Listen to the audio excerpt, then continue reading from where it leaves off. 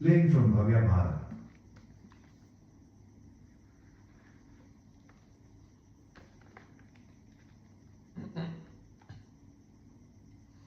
श्री विश्वक्सेन जी। श्री विश्वक्सेन जी श्री भगवान के प्रधान पार्षद हैं तथा पंचरात्रादि आगम रूप भी कहे गए हैं। विश्वक्सेन स्तंत्रमूर्तिर्विदितः पार्षदाधिपः। श्रीमद्भागवत 12-11-20।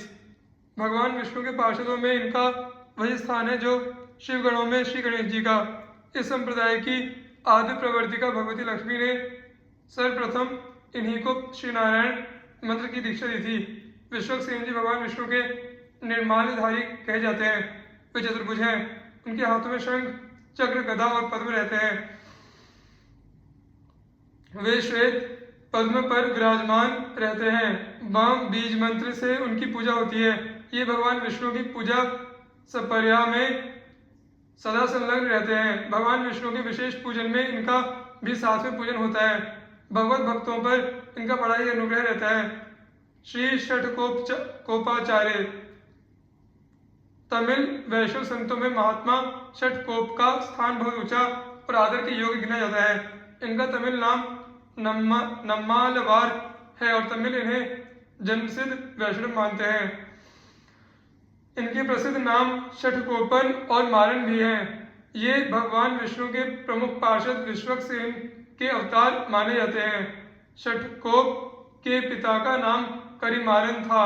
ये पांड्य देश के राजा के यहाँ किसी ऊंचे पद पर थे और आगे चलकर कुरुनाडु नामक छोटे राज्य के राजा हो गए जो पांड्य देश के ही अधीन था। षटकोप का जन्म अनुमानतः तिरुकुरुकूर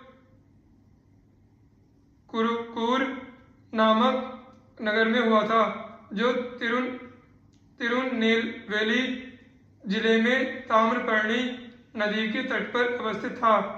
इनके संबंध में यह कथा प्रचलित है कि जन्म के बाद 10 दिन तक इन्हें भूख प्यास कुछ भी नहीं लगी। यह देखकर इनके माता पिता को बड़ी चिंता हुई। वे इसका रहस्य कुछ भी नहीं समझ सके। अंत में यही उचित समझा गया कि इन्हें भगवान के मंदिर में ले जाकर वहीं छोड़ दिया जाए। बस इस निर्णय के अनुसार इन्हें स्थानीय मंदिर में एक इमली के वृक्ष के नीचे छोड़ दिया गया।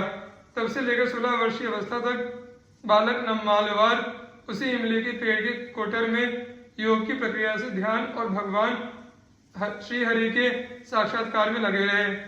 नम्मालवार की ख्याति दूर दूर तक फैल गई। तिरुकोइलूर नामक स्थान के एक ब्राह्मण जो मधुर कवि के नाम से विख्यात थे उस स्थान पर जा पहुंचे जहां ये बालक भक्त अपने भगवान श्री नारायण का ध्यान कर रहे थे। इतिहास यह है कि जब नम्मालवार जी ध्यान में मग्न थे, दया में भगवान नारायण उनके सामने प्रकट कर उन्हें ओम नमो नारायणाय इस अष्टाक्षर मंत्र की दीक्षा दी।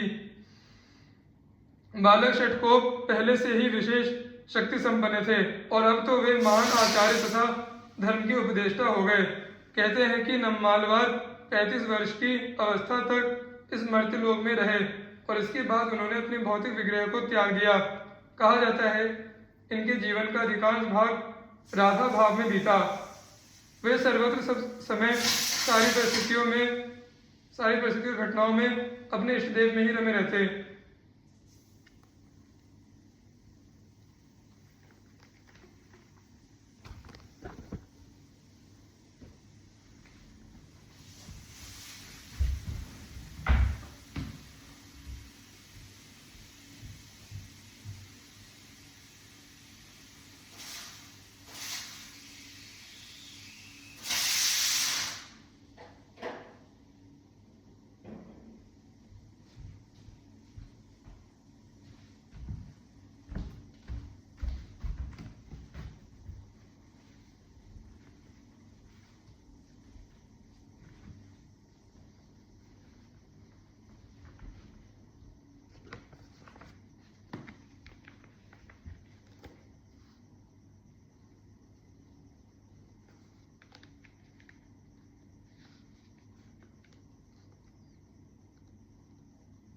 ये भगवान के विरह में रोते चिल्लाते, नाचते, गाते और मूर्छित हो जाते।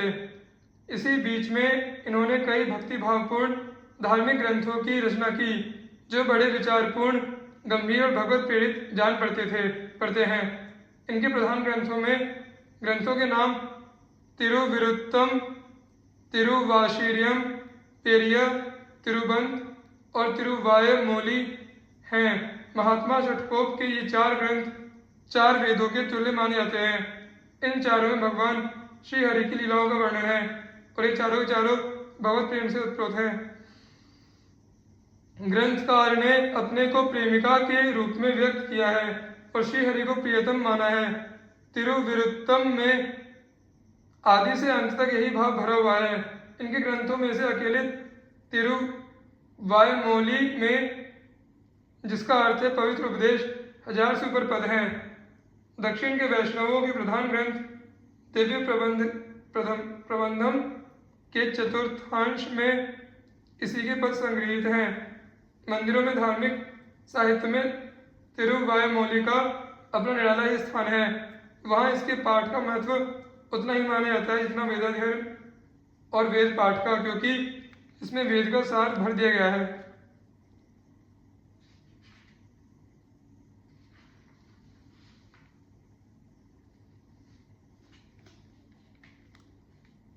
श्री बोपदेव जी। श्री नाभादास जी ने श्री संप्रदाय के आचार्यों में श्री बोपदेव जी का नाम बड़े ही आदर भाव से लिया है और इन्हें लुप्त भागवत का उद्धारकर्ता बताया है। बोपदेव जी महान भगवत भक्त तथा परम वैष्णव संत थे। इनका समय 13वीं शती है।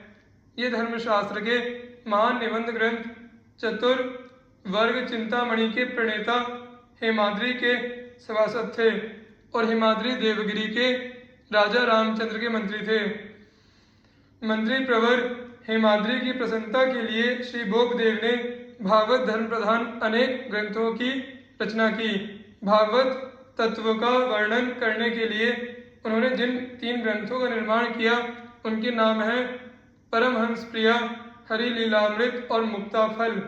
हरि लीलामृत का ही दूसरा नाम भागवतानुक्रमणिका है। इसमें संपूर्ण भागवत का सारांश आ गया है। परमहंस प्रिया इनके द्वारा की गई भागवत की संस्कृत टीका है। इन्हीं ग्रंथों के आधार पर कुछ लोगों ने यह धारणा बना ली है कि श्रीमद् भागवत बोपदेव की रचना है, व्यास देव जी की नहीं। वस्तुतः श्रीमद् भागवत 18 पुराणों के कर्ता भगवान वेद व्यास जी की ही रचना है। श्री बोपदेव जी भगवान के परम भक्त थे। भगवान के मंगलमय नाम तथा उनके गुणों एवं लीलाओं के चिंतन में ये सदा निमग्न रहते थे। इनका पांडित्य महान था। इनकी रचना कवित्त कल्पद्रुम के वर्णन से पता चलता है कि ये द्रविड़ ब्राह्मण थे और इनके पिता का नाम धनेश्वर था। बोपदेव जी ने 26 ग्रंथों की रचना की है। भागवत धर्म के प्रचार प्रसार तथा भगवत भक्ति की प्रतिष्ठा में इनका महान योगदान है। ये भगवत प्रेमी सच्चे संत थे। श्रीनाथ मुनि जी श्री संप्रदाय के आचार्यों में परिगणित मुनित्रय में श्रीनाथ मुनि जी का अत्यंत विशिष्ट स्थान है। आप वेदशास्त्र पुराणादि के प्रकांड विद्वान, सिद्ध और जीवन मुक्त महात्मा थे। आपका जन्म द्रविड़ देश के चिदम्बरम क्षेत्र के तिरुनारायणपुरम कारटूम मन्नार वर्तमान वीरना रायणपुरम में हुआ था। आपके पिता का नाम श्री ईश्वर भट्टर था। आपका विवाह पंगीपुराचार्य की पुत्री अरविंद जा से हुआ, जिससे ईश्वर मुनि का जन्म हुआ। ईश्वर मुनि के पुत्र श्री यमुनाचार्य जी हुए, जिन्हें श्री संप्रदाय के आचार्यों में अत्यंत महत्वपूर्ण स्थान प्राप्त है। श्री नाथ मुनि को ब्रजभूमि और यमुना तट विशेष प्रिय था, इसीलिए उन्होंने अपने पौत्र का नाम यामुन रखा। श्रीनाथ मुनि ने उत्तर भारत के अनेक तीर्थों की यात्रा की और ब्रज की प्रेम लक्षणा नारदीय भक्ति का दक्षिण में व्यापक प्रचार किया। आपने आलवारों के प्रबंधों की खोज के लिए भी अनेक यात्राएं की। आप सिद्ध योगी थे। समाधि अवस्था में आपको श्री षटकोप कोपाचार्य जी का साक्षात्कार हुआ था और उनकी कृपा प्रसाद से 4000 दिव्य प्रबंधों की आपको प्राप्ति हुई थी। समाधि अवस्था में ही आपने श्री षटकोप जी से वैष्णवी दीक्षा प्राप्त की और रहस्यार्थ सहित मंत्रों का ज्ञान प्राप्त किया। आपके ही प्रयत्नों से श्री रंगम में भगवान के मंदिर में आलवार भक्तों के पद्यों के संगीतमय गायन का प्रारंभ हुआ। श्री पुंडरीकाक्ष जी महाराज परम वैष्णव अमानी संत थे। आप श्रीनाथ मुनि के प्रिय शिष्य थे। गुण तुम्हार समुझे ही निज दोषा, यह आपके जीवन का सिद्धांत था। आप कहते थे कि दूसरों के दोषों को छिपाने और अपने दोषों को प्रकट करने से मानसिक दुर्बलताएं दूर होती हैं तथा निज धर्म में दृढ़ता होती है। श्री नाथ मुनि के शिष्य और प्रकांड विद्वान श्री राम मिश्र जी आपके समकालीन ही थे और आप में बड़ा आदरभाव रखते थे। जीवन की अनेक समस्याओं का समाधान पाने के लिए श्री मिश्र जी श्री पुंडरीकाक्ष जी के पास आते थे और उनसे भक्तिपूर्ण सम्यक समाधान प्राप्त करते थे।